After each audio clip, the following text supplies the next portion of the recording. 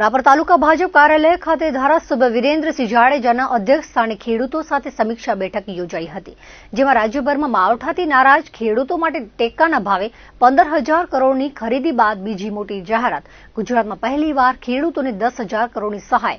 16,000 ગામના 13 લાખ ખેડૂતને પ્રતિ હેક્ટર 22,000 વળતર ચૂકવાશે. પિયત, બિનપિયત અને આ બાગાયતી પાક લેતા તમામ ખેડૂતોને સમાન વળતર મળશે.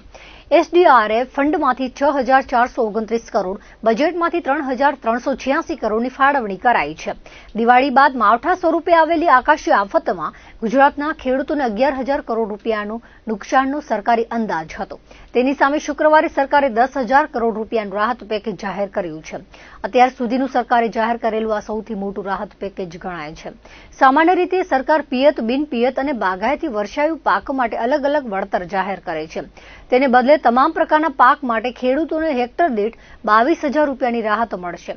આ રકમ પૈકી સ્ટેટ ડિઝાસ્ટર રિલીફ ફંડમાંથી કરોડની રકમ સરકાર પોતાની ચાલુ વર્ષના બજેટની આકસ્મિક સહાય રૂપે ફાળવશે.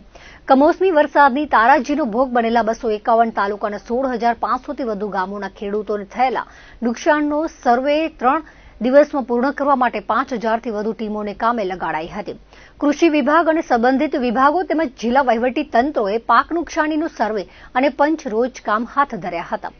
ગુજરાતમાં ખેડૂતો માટે હાલ સુધીનું સૌથી મોટું પેકેજ છે, જ્યારે દેશનું બીજું સૌથી મોટું રાહત પેકેજ છે તેવું ધારાસભ્ય વિરેન્દ્રસિંહ જાડેજાએ એક મુલાકાતમાં જણાવ્યું હતું.